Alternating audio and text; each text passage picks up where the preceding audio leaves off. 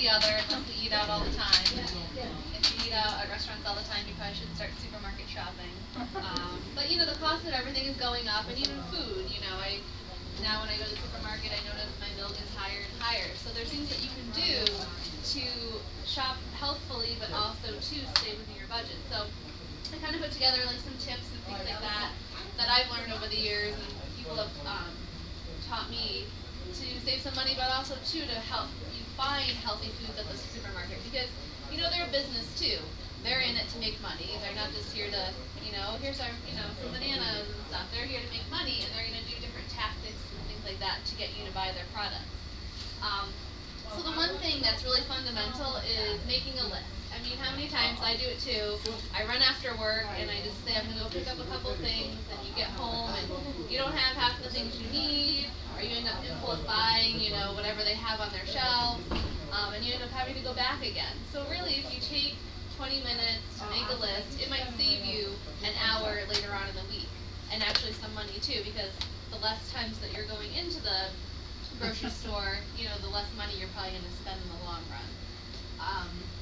Sometimes, people like to go to different stores based on their sales. Sometimes you like to just go to one supermarket because you know where everything is. What we like to do is sometimes I'll go to like a discount store, like an Aldi's, where I know like they might have not everything I need, but some of the things that I need is going to be a lot cheaper. And go to a place like that, and then go to the supermarket after. It takes a little bit longer, but you might save money, in the long run. Or you can go there like once a month and stock up on maybe canned things or frozen foods, and then do your normal shopping, once a week. One thing you can do is kind of prepare your shopping list based on how the layout of the store is. So you're not, getting all the way to like where the milk is and then realize, I needed like flour, and you're going back and forth and stuff like that. So if you're making a list, you can also make it based on food groups as well. So you can kind of look at your list and make sure, okay, I'm buying some fruits, I'm buying some vegetables, I'm buying some protein. So as long as I sort of have the components for all those things, I can have a meal that I can make at home. If you're kind of just going there on the fly. Look at the newspaper, and if you only want to go to one grocery store, pick the one that has most of the things that you're buying on sale. If you're making a lot of chicken this week, make sure that you go somewhere maybe if they have buy one get two free, or stock up when they do, so that when you want to prepare that meal, you have it for a little bit less. Another thing, which I've done too, is don't go to the supermarket when you're hungry. Especially now, they have all, the bakery, and they have the chicken, and they do it on purpose. They know you're going to come around 5:30, you're going to be really hungry, and they want to, get into your senses. They want you to impulse buy those bakery foods or things like that from them. What is another good thing too is if you're shopping, also look at unit prices, because you might be comparing two different foods, but one might be 16 ounces and one might be 14 ounces now. That's a big thing if you have noticed, like with yogurt and pasta. Nothing's really a pound of pasta anymore. It's all like 14 ounces or 12 ounces.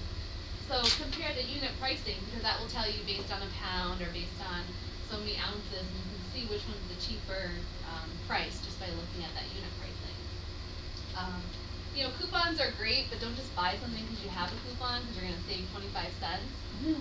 A good website that I use is called thefrugalgirls.com, and they have this, it's a coupon database. So if you say you're going to go to Big Y and they have Barilla pasta on sale, you just type in Barilla, and if there's any coupon that you can print online, it will bring you to like the website. So you can go print it and you're done. So it's not like you're searching, or it will tell you like if it was in the paper, like those little inserts, the week before. So if you save those, you can kind of look at that.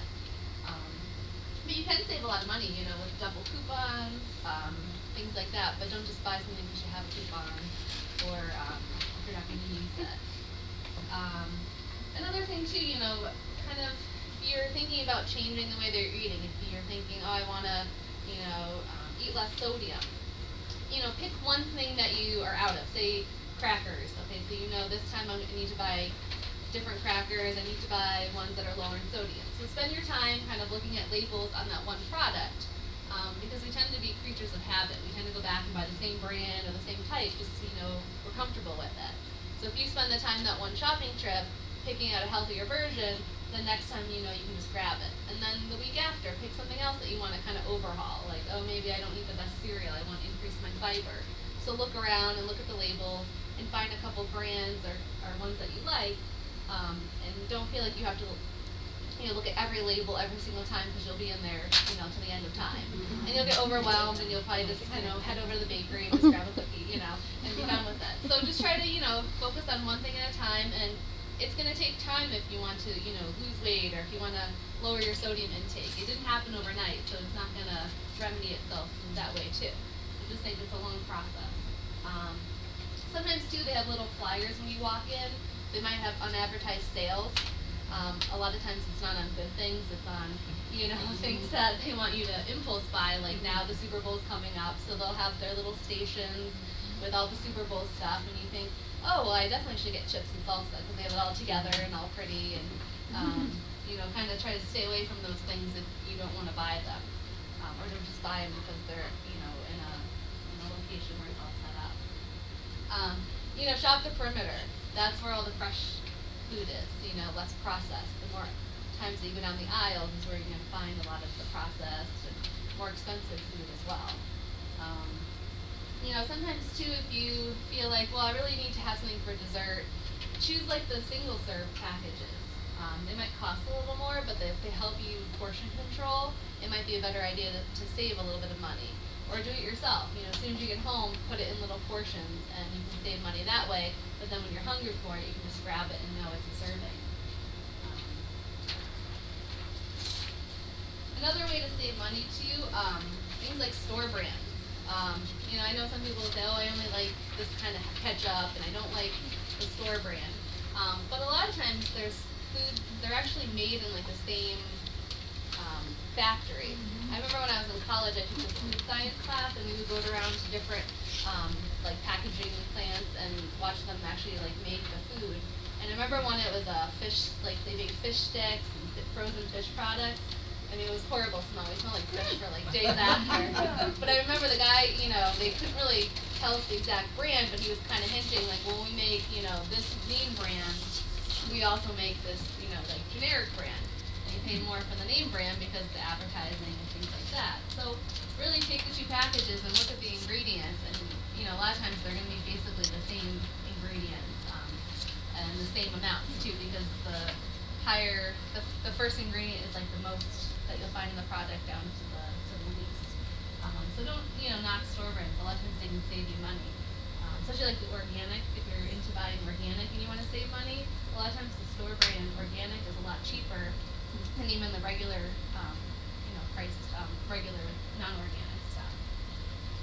Kristin, can I ask you a question Yeah. about organic? In order to be sure, because we do buy all organic, but Yep. someone told me it needs to say certified organic, right? Yeah, because that means it's gone under, the facility that it's at has gone under the testing and been approved, and kind of like when the Joint Commission comes here, Certified by the Joint Commission. Exactly, they go through different regulations and they have to uphold them and they get checked and things like that. So, it should really say it. And there's ways that you can save, if you're like, well, I can't really afford to buy all organic.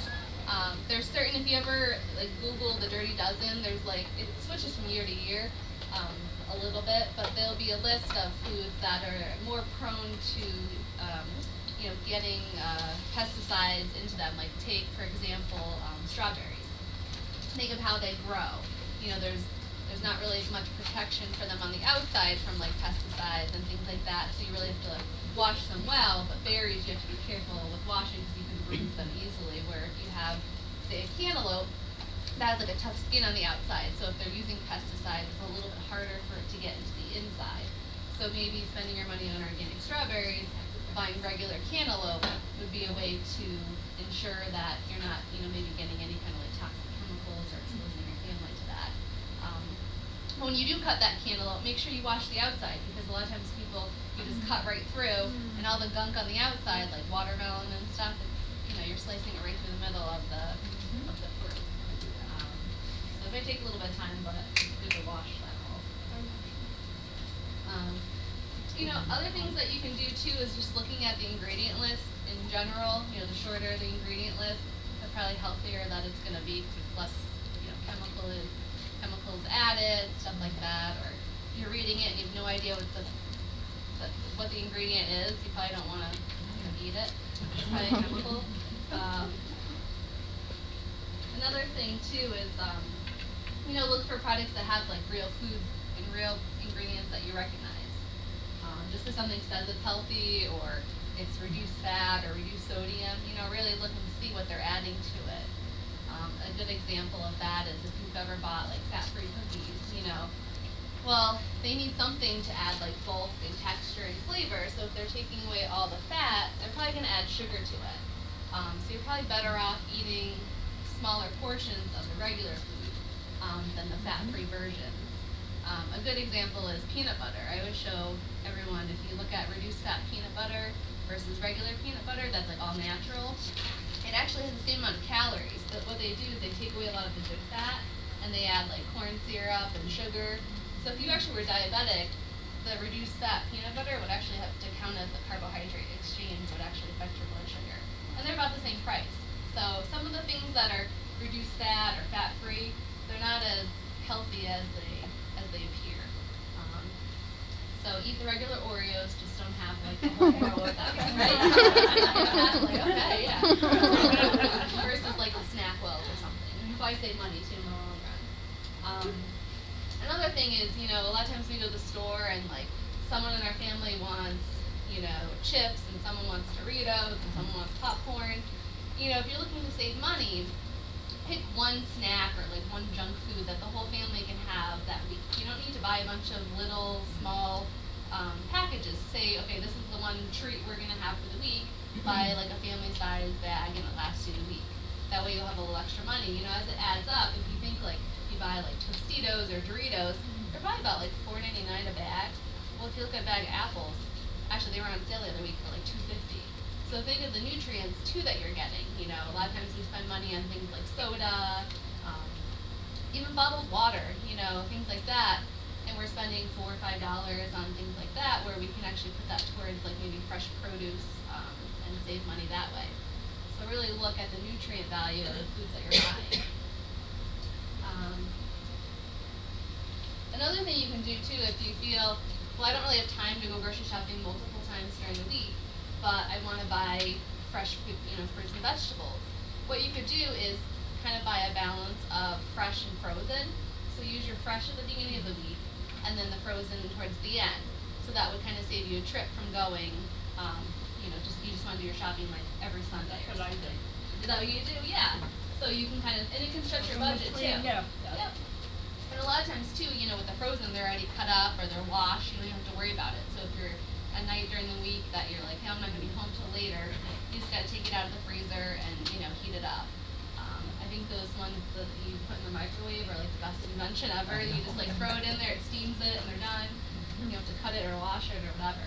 And frozen, as long as they don't have like the added sauces and stuff like that, they're just as healthy as the fresh, because a lot of times they harvest them, they wash them, they cut them up, and they freeze them. So a lot of times they're retaining their nutrients. Especially like in the winter where maybe we're not getting a lot of local produce because it just doesn't grow around here. Another thing are the farmers markets. I mean, you guys have seen when we've had the farmers markets here. Their produce is so much cheaper than when you go to the store. So that's a great way to support local farmers and also to save a lot of money. And if you see a vegetable or a fruit that you're like, I have no idea how to prepare this or what is it, ask the farmer because they're going to know because they grow it. Or how to keep it, how to store it. You can really learn a lot about different things that we grow in our area. I remember when it was, I think, the guy from Pownell, I can't remember his name, John. Yeah, he'd come and I'd never eaten kohlrabi. I was like, what is that? Like if I saw it in the store, I'd be so intimidated. And he was like, oh, it'll store forever. It tastes like broccoli. You can cook it like this or eat it raw. So I bought it and I cooked it and I was like, this is great. Where if I had seen it in the store, I'd been like, I don't know. I don't buy it. So definitely you can do, fresh, frozen, a mixture of both. Another thing too, meat, you go over to the meat department and there's really, sometimes there's not any nutritional labels or anything on stuff. And sometimes meats are more expensive. What you can do is kind of balance out by adding beans to a dish. Beans inexpensive. They're a great source of protein, great source of fiber. You know, if I make like tacos, I'll mix up some like ground turkey and some black beans, so it kind of stretches your budget as well. Or make one meal a week vegetarian. You know, you don't need to thaw or cook really beans. You can have them raw. You can buy the low sodium canned versions also if you're trying to cut back on your salt. Or if you do have regular cans that aren't sodium or low sodium, if you rinse them under water for about a minute or so, it'll start to foam, and it'll get rid of about 40% of the salt that's in it. So if you have regular stuff, you can just do that and it'll get rid of a good amount of the sodium in it. Or stock up on meats, like I said before, when they're on sale. They'll generally last about 6 to 9 months in the freezer. Or they have those like freezer saver bags now. You can take the air out and like cryovac them. That makes them last longer.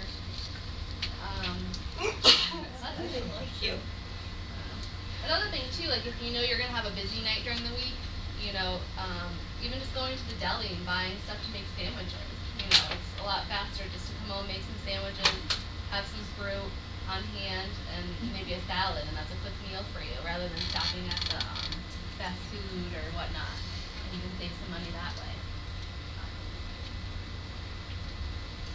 So I put together some ways to like outsmart the supermarket. Like I said, they're a business and they're there to make money. So take note of these things next time you go and be like, oh yeah, I really noticed that they're doing that. One thing is like I've noticed over at Stop and Shop, they have different sections where they sell cheese. They have like the normal section over the dairy, then they have that like pretty display with all the cheeses. You know, a lot of times they'll put the more expensive ones there because it's very eye appealing and you go over. Where if you go to the other area, there might be like the store brands or the less expensive ones with the same kinds of cheeses for that. Another one too that gets me is, you know, a lot of times you'll see like 25% more, 10% more free. You know, there's really no regulation on those types of claims, so really looking to see what you're getting more of, or if it's even true. If you're going to buy that, it might not really be a great deal. The one, number 3 is the one with the fat-free food, so a lot of times they add the sugar to bulk it. Another one too, you know, they'll have these big flashy claims like taste great or improved flavor. So the average package in the supermarket has about 1/17 of a second to attract your attention. So they're going to do anything they can to, you know, get you to buy their product over the other. Another one too, number 5, is after a couple years back, they made regulations where companies couldn't have like healthy or different kind of health claims in their names because it was misleading. So like Healthy Choice was grandfathered over that brand. But they're not allowed to name their companies that anymore because they can just be misleading versus the other brands. Another one is you see like rebates. I mean, how many times have you bought something and you're like, I'm going to send that in, I'm going to cut out the UPC, and you never do. So really, you know, make sure if you're going to do it, you know, do it to save money, or don't buy that product. Another thing is the scanner. I'm the type of person that after I go through the line, I like pull my card over and I go through my whole list, because a lot of times the scanner doesn't mean that it's not really showing the right price. So it's always good just to take a minute and look at your receipt and just make sure that you are getting the prices that you are, you know, that were advertised. That actually happened to me the other day. I was at Price Chopper and I looked at it and I swore that the strawberries were like $2.99 and it rang up at like $4.99. So I went to the customer service and it was like the sign was from last week, but they still give you the price. But I bought those because I thought they were, you know, cheaper than I think it was like the organic ones were on sale, so I bought those instead. So just take a second, because once you get home and you realize they made a mistake, you're not going to go back. But you can save money. You do? Okay. We'll give it to Pat. She'll head back. I live in Reedsboro, so when I shop here, I'll bring it back. I'm not going back. I'll spend more on gas. Business. Give me your receipt. I know. I'll bring them back. I'll spend more on gas. And sometimes too, if they ring it up wrong, you get one of them for free. So.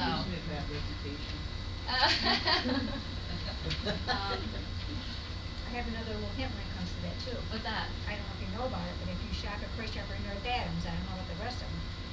Every now and then, Stop and Shop will send their flyer with 40 extra gas points or 30 extra take that to Price Chopper and spend that much money, they're going to give you those additional gas points. Oh, Yeah, yeah, they, they'll honor. you have to go to the office, they'll honor it, and they'll give you more gas Oh, points. there you go. Even They better. honor I like that. competitors' coupons. Oh, there you go. I like that tip. They see Pat coming and they're Uh, like, I'm sorry to bother you, but. yeah, sure you are. You know, It's like, Kristin, why didn't you get it right the first time? I'm like Pat, I go back if I forget to turn in my coupons as I'm going Yeah. through the line. And I had this younger woman kind of snickering because it was like, I don't know, maybe $1 worth.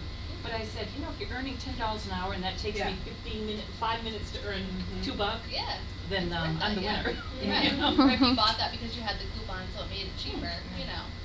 I'm all for that. I'm gonna wait in line. Time and money.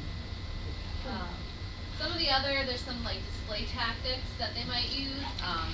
The eye level trick, they'll try to put all of the more expensive brand name things right where your eyes are because, you know, at least for me, I'm short, you know, to grab the one all the way to the top, you have to kind of scale the shelves or you're not gonna, you know, reach down to look. They do the same thing with kids' cereals, you know, they're all the sugary stuff, it's all gonna be in the bottom where all your kids can grab it. They're not gonna put them up high, that's where the brand flakes are. Another thing too, like, I don't think ours do it, but they'll put like candy next to like cereal, you know, so things that you have to buy, but maybe candy's like an impulse buy to get you sucked in.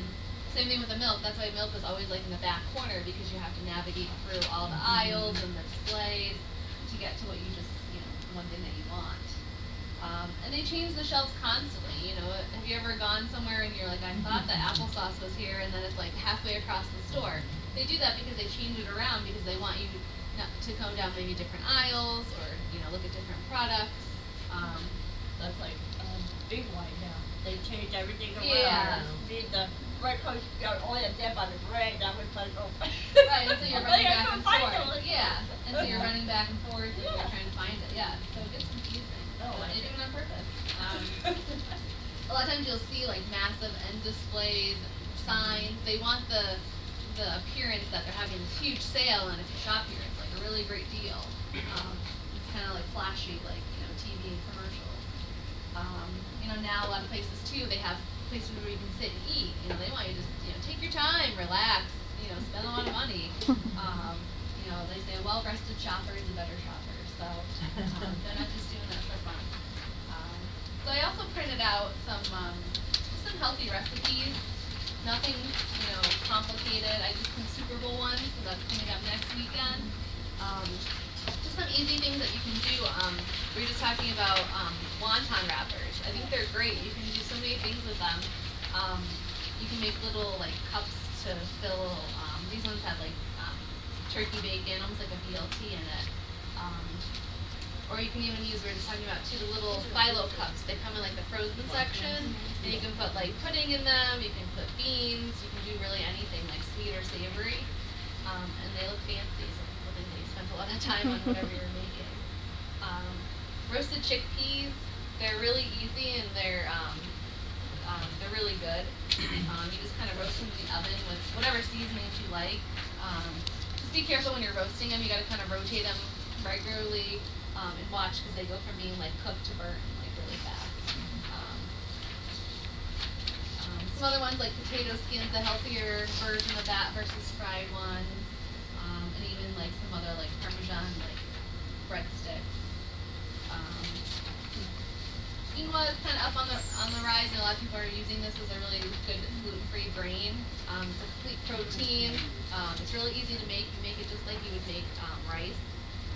So these are some ones with like, some with fish, some with eggplant. So those are just some easy recipes that you can make with quinoa. And this one, if you like edamame, this one's really good. I've made this a lot of times. It's edamame hummus.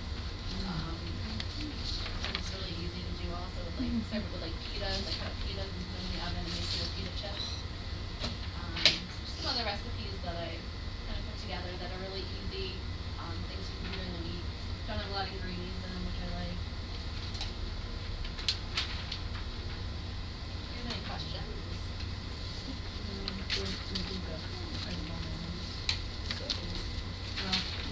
Oh, you can actually. I'm looking at the some notes on, be sure to buy dry scallops. Yeah, well, Go ahead, explain what the treated ones, they come in a yeah, bucket? so sometimes like they treat the fish with this like preservative kind of stuff, so you can ask to make sure they don't have that on it. Okay. Another good thing with fish I've been noticing, like, I'm not one to, like, food from China kind of scares me because a lot of times there's recalls with just like things that we use. And I've noticed a lot of times like they'll have the country of origin now in the fish counter, and a lot of things are coming from China. So really ask where your food's coming from too. That's just one of my things. Same thing with like apple juice. If you ever notice that, you buy apple juice like for your kids. A lot of the apples come from China, so it will say on the label like where it comes from. Yeah. Yeah, so it just, I don't know, that's just one of those things that I just, Yeah, me too. I'll pay more for something. Yeah, so just ask, yeah, it's like it makes them look prettier too, they don't get like mushy and they're like fresh, so. Same thing with like, if you ever notice like chicken, you know, read the label to make sure it's not added, like sometimes they'll say treated with like such and such percent salt solution. So really, if there's like an organic or farm raised or something like more expensive version, but if there's something added to it, you know, think about, well, I'm paying for like salt water. So if you ever notice when you cook your chicken, it like gets really, yeah, it probably has like salt water injected to it to make it like plumper and heavier. So really look at that too when they're adding to your food. It might not just be chicken or it might not just be fish. What about those roasted chickens they do at the supermarket? Yeah, I don't think I mean, you can look at I think they have the labels and stuff and ask if they do make them. Those are a quick shortcut too, you can grab that, you know, during the week. But that's a great thing too, like you're going grocery shopping and you know when you get home, you're not gonna really have time to prepare dinner. You know, get a salad and, you know, you can even do like our bags of frozen vegetables, you know, and you have a meal there, you know, so.